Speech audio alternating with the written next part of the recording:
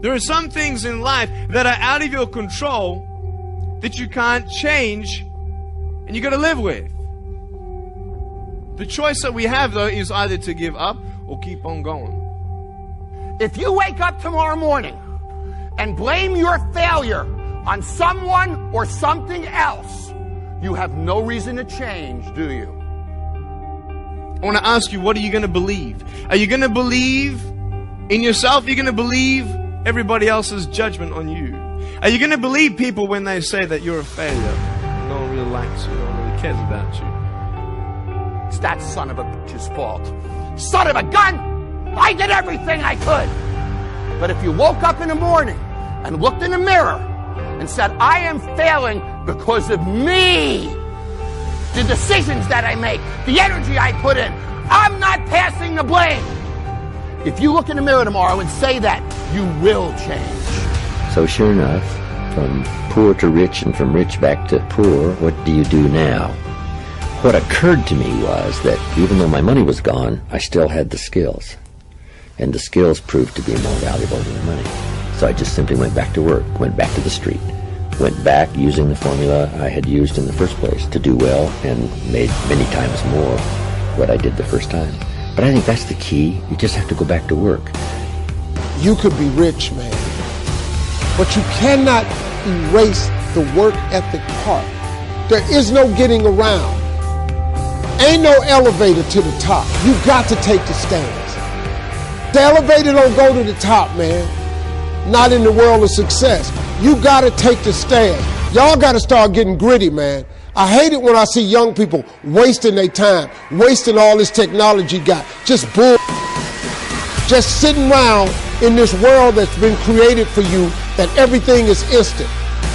At the end of the day, don't compare yourself to people that you feel are more qualified than you. Don't compare yourself to people that you think that are more talented than you. At the end of the day, don't compare yourself to other people's gifting. At the end of the day, hard work works. Hard work can always outwork talented people who don't want to work that hard. And so at the end of the day, I know some of us, maybe we don't come from the greatest home environment. We don't come from the greatest social and economical status. But at the end of the day, we are still in control of our lives. I promise you. Put in the work. If you put in the hard work, if you take control and you respect your dream and you respect your craft and you're willing to sacrifice and to get serious about that thing, I promise you over time you're going to see that thing come alive. Hard work will always create opportunities for us to win in life. I mean that. And what I learned was the law of cause and effect. Now, the law of cause and effect is the great law of life. It basically says that there's a reason for everything. Everything happens for a reason. That success is not an accident. Failure is not an accident. If you want to be successful, happy, financially independent, if you want to achieve all your goals, it's not luck. It's not an accident. What you do is you find someone else who at one time did not have the effect that you want. You decide what you want. You find someone else who didn't have it, and you find out what they did to get it, and you do it over and over again until you get the same result. And it's not an accident. Well, when I learned this, it changed my life. You mean if I do what other successful people do, I'll get the same results that other successful people get? The answer is yes. You mean if I find out what top salespeople do, and I do the same thing until I master it, I'll get the same results as top salespeople? I'll make the same money? I'll have the same cars? Yes. So I went out and I did it, and it worked. The law of cause and effect is what changed my life. And by the way, I've been in many different businesses now. I've consulted for more than 500 companies over the years, over the last 20 years. And in every case, I ask them, how does your business work? What are the cause and effect relationships? And where is it strong? Where is it weak? What's working? What's not working? Where are the places where we can gain advantage? Where are the places where we're losing money and so on? And they think it's miraculous when I come in with this advice, which I charge them a lot of money for. Okay, so what I learned was this, is that there is a mental application. By the way, of all physical laws, there's mental applications. This is more important than anything else. It's that thoughts are causes. Thoughts are causes, and conditions are effects. Thoughts are causes. Thoughts are causes, and conditions are effects. That means your thoughts create the effects of your life. Is that your thought is created. You're almost like a magician in your own life. You create your world by the way you think. And the interesting thing is, it's not the way you thought yesterday or the way you might think tomorrow. It's the way you think at this minute, at this moment. It's the way you think in the now that determines your life. And your thoughts are constantly creating your world on a forward basis.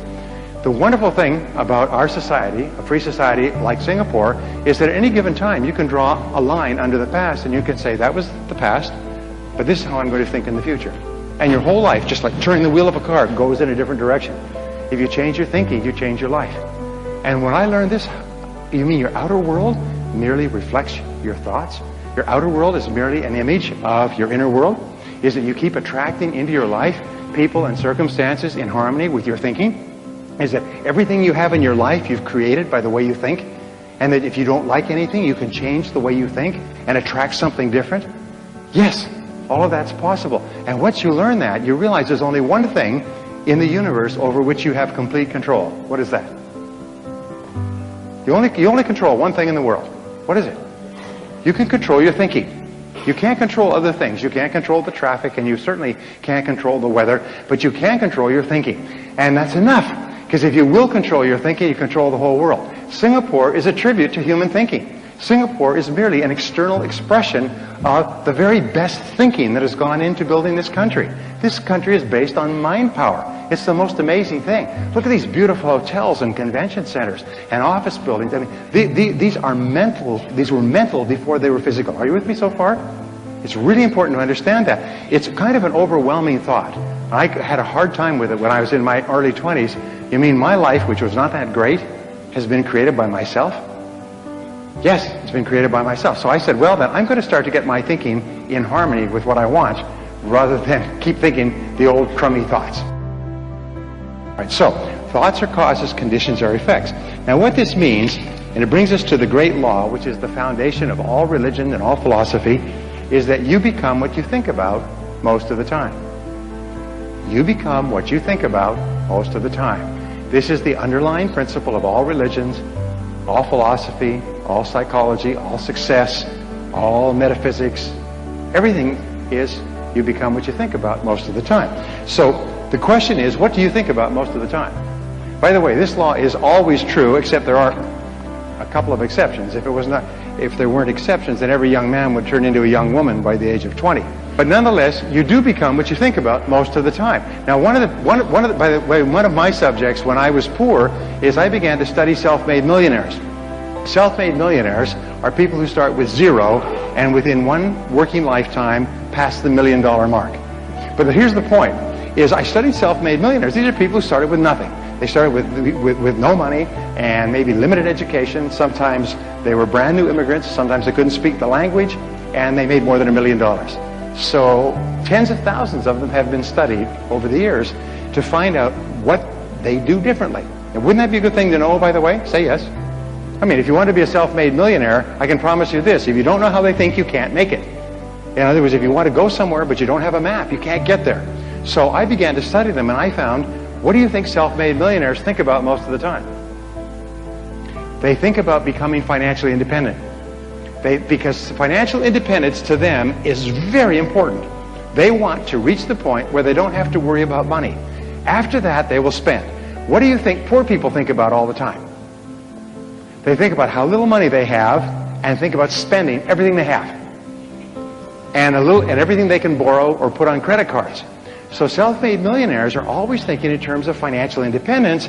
Poor people are always thinking about how poor they are. Now, if you want to become a self-made millionaire, starting point is begin thinking about financial independence. And I'll talk about this in just a second. So, go back to my question. What is it that successful people think about most of the time? Come on, this is real simple, but it's really important. What is it they think about most of the time? Success? You're right. They think about what they want most of the time and how to get it. Now, these are the two turning points in your life. Think about what you want and how to get it. What is it that you really, really want, and how do you get it? And that's what they think about most of the time. And if you think about what you want most of the time, you start to move toward it, and it starts to move toward you. If you think about how you can get it and what you can do to move faster toward it, you begin to see all kinds of ideas. You all know these things about the brain, but the fact is, if you plant an idea in your brain, you suddenly start to see all kinds of possibilities to achieve the idea. Successful people are successful because they think and talk about what they want Unsuccessful people are unhappy because they think and talk about what they don't want. They think and talk about the people they're mad at and their bad experiences and their bad luck and their bad job and just shut up. They whine and cry about their situation, but successful people are thinking about what they want and how to get it most of the time.